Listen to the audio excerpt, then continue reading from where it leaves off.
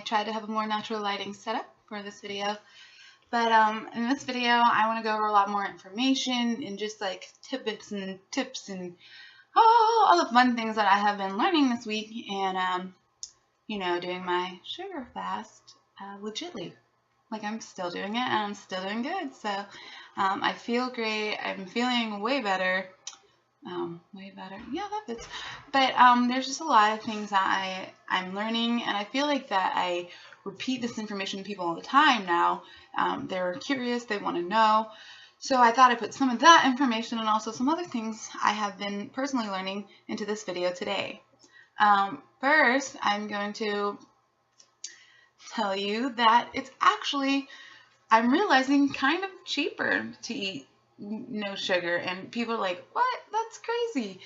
But when I went to the store today and got what I needed, I spent way less than I usually would, and I was like, this thing is perfect, you know. But so I'm just going to show you some things I got, and then I'll tell you the price, and then we can compare that to what else you could buy. So mainly I have like a meal plan so I can eat on campus a lot, and you know, that provides some source of like food, but like I said, it's like in my videos before, it's hard to eat there. But some things that I got today are great. So I'm going to, I have them already here, so I'm going to show them. So this is my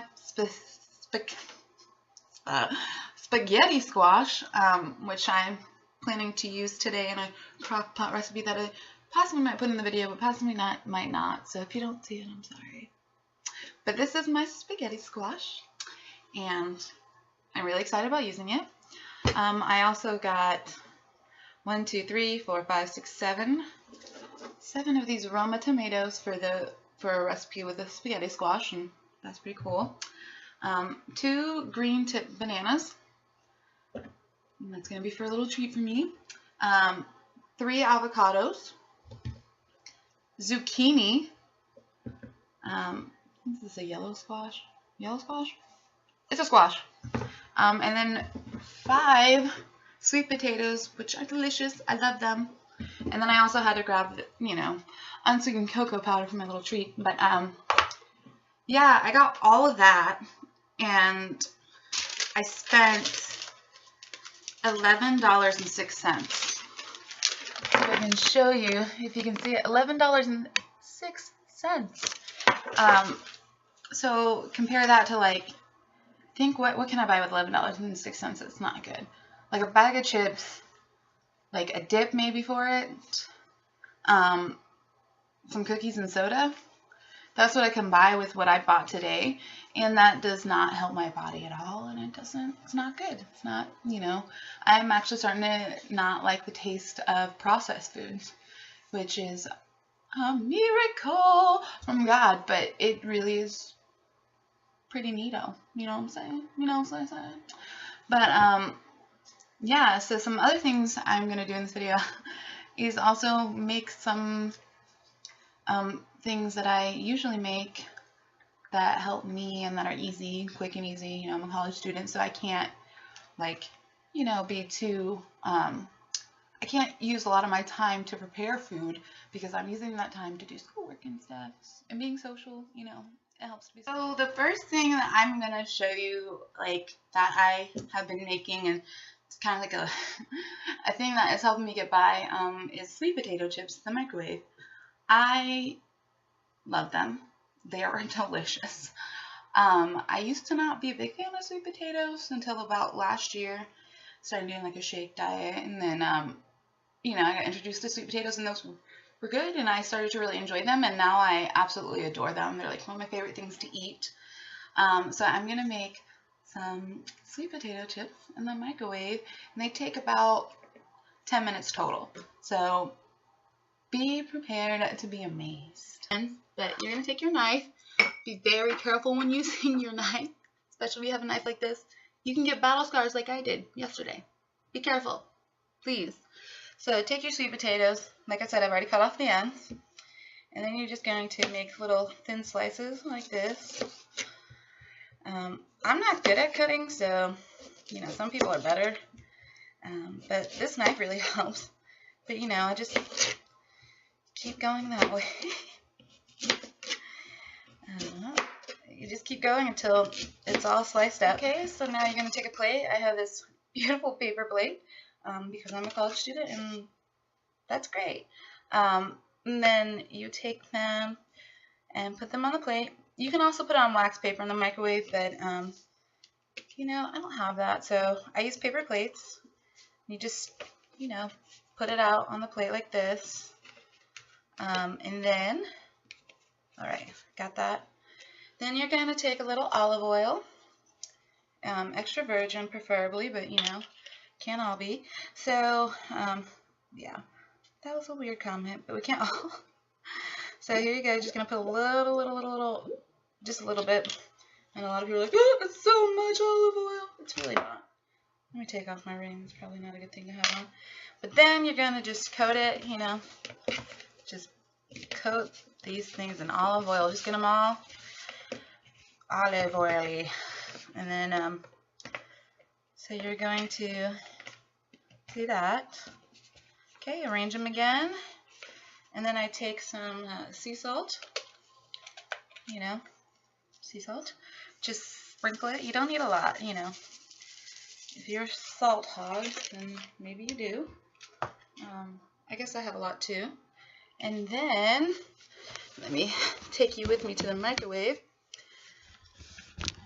Here I am. Okay, so then you're going to take your plate and we're going to go over to college's best thing that you can have, a microwave.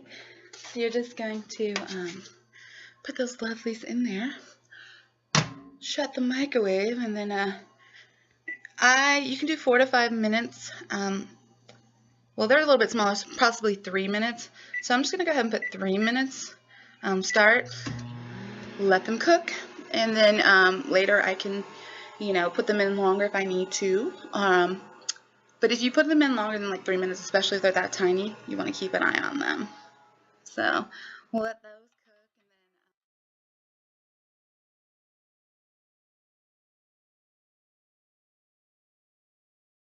and then. Okay, so once you've gotten your sweet potatoes out of the microwave, or once they're finished cooking, you just let them sit for like 30 seconds and everything. And then you'll have yourself some sweet potato chips, and they look kind of dried out, but they're so good.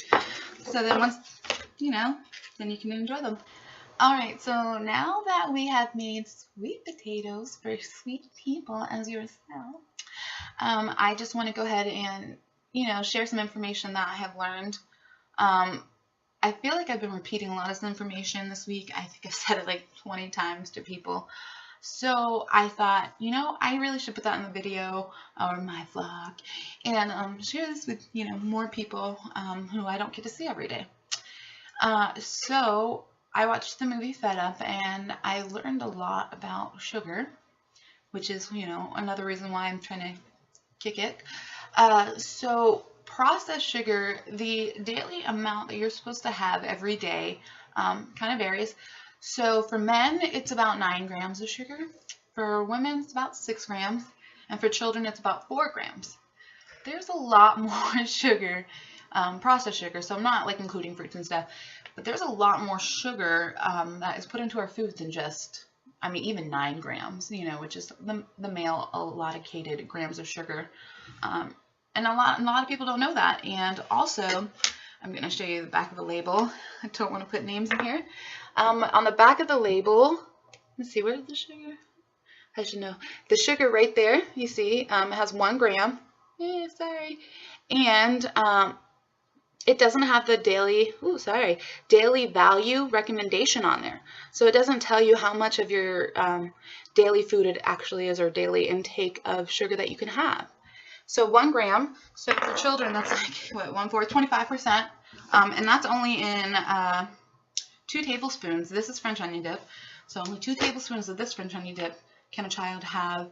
Well, actually, they can have, wait, what is it? 4. They can have 8 tablespoons, and that would be their whole day of sugar.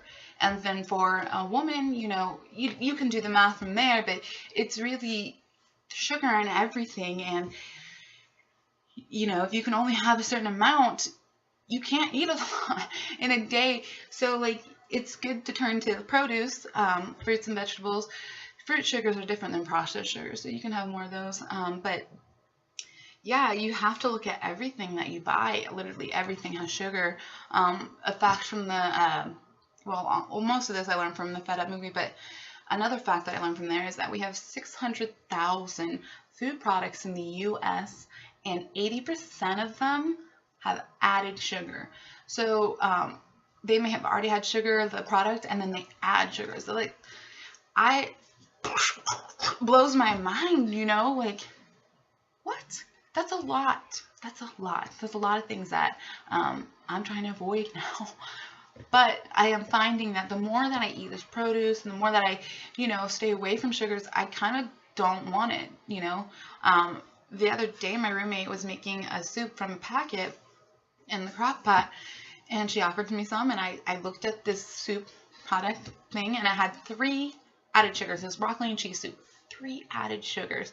Also had an ingredient that contains glutamate, and from what I've read, glutamate is, I think like if you eat it over long periods of time, you can develop type 2 diabetes from consuming glutamate. So, you know, diabetes runs in my family. I don't want to take that chance. And so I lifted up the lid after she made it, and I smelled it, and you can just smell that it's not completely food, and that is scary to me. So I did not eat it after I smelled it, which is crazy.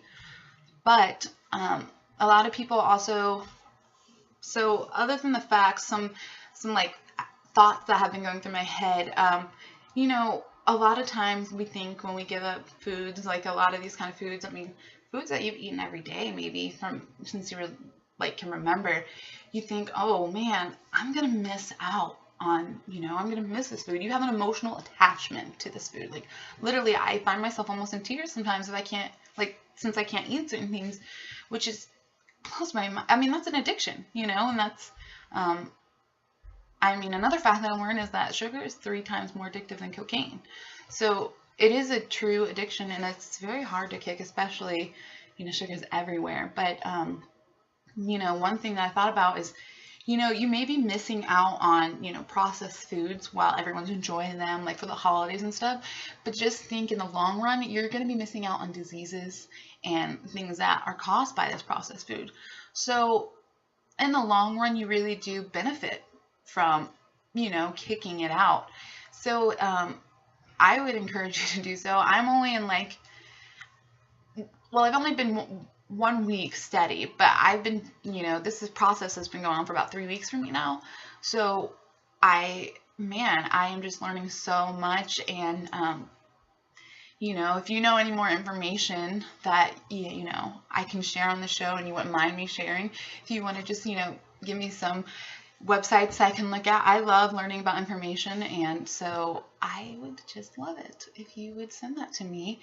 But yeah, I'm just learning so much, and I'm really kind of enjoying it, and making these videos help. So even if nobody watches, I will make these for myself because it makes me excited that I get to share information that I'm learning. And then also, one last thing before I go, drink a whole bunch of water. Not even joking. Whew. Water is so good.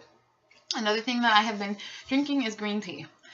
I like green tea without sugar and everything, and that took me a couple of years to learn, but luckily it's one thing I do love now, and I would suggest it to anybody. Green tea, I try to drink at least a cup, possibly 2 a day, but at least a cup, and yeah, it helps. And then water, but all of this would not be possible without, you know, leaning on God and the Word of God. And I feel like God is really leading me down this path of kicking sugar out of my diet. And so scripture, worship songs, you know, I found myself listening, like found myself weird. College, it's making me so like self-conscious of my grammar. But I have found that listening to worship music has really helped me, and the more that I listen to music that really just, you know, praises God for who He is and what He's doing, it really makes me realize, hey, you know, I don't need sugar. I have God. But and addiction is just a mean process, and I find that addiction is a lack in your area, like an area of lack, an area of lack in your life that you are trying to fill with something besides God. And I'm finding that I feel kind of lonely, and it's not because I don't have friends or family. I have plenty of those, and they're great people. I am a single woman though, and I want to be married. That's a desire of my heart. And so I find that if I, get lonely, I start like wanting to eat food, um, or like sugar. I want like the stuff that's bad for me. So things that help to counteract that, text a friend, call a friend, that, shares that faith, or even not, even a friend who maybe not be of faith, but someone who is just an encouraging person in your life who will speak good things about you. She's like, you're a great person, I love you. Or, hey, you want to go catch a movie, something where that you're not alone in life. And then the Word of God, that's the ultimate, and prayer. I find that praying for people also helps. It gets me not focused on myself. So I ask a lot of people prayer requests, and I'm like, give me just any information that I can pray for you. It keeps me out of trouble. And so yeah, and then just those kind of things can really help. And also running has helped me. I ran last night, and I have to say I ran 5 extra minutes than I had planned. And that is really due to because I felt so good. I don't have sugar, and I'm feeling better.